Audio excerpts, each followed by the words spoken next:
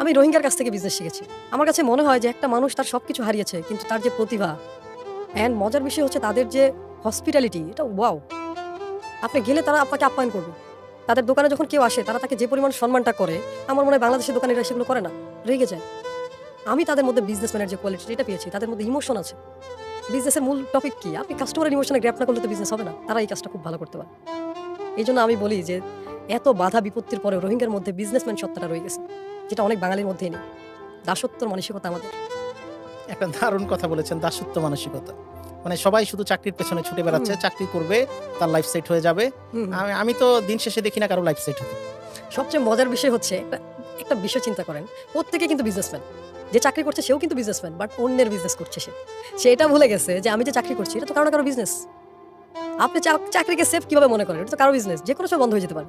আপনি আরেকজনের বিজনেসের আন্ডারে সময় দিচ্ছেন। Every one is businessman. প্রত্যেকে মার্কেটার। আমি বলি, আমি যেহেতু মার্কেট মাইন্ড অ্যান্ড মার্কেটিং নিয়ে কাজ করি, আমি বলি each and every one marketer. আপনি মার্কেটিং করতেছেন বাট আরেকজনের কোম্পানিটা, আপনারটা না। সো এটাতে আসলে কি হচ্ছে? দিন শেষে আপনি যেটা পাচ্ছেন সেটা খুবই সার্টেন অ্যামাউন্ট, আর যে মালিক সে কি পরিমাণ পাচ্ছে। অ্যাপেলের কথা যদি বলি, তাদের একজন এমপ্লয়ি অ্যাপেলকে ইনকাম করিয়ে দেয় মিলিয়ন মিলিয়ন ডলার। একটা এমপ্লয়ি অ্যাপেল তাকে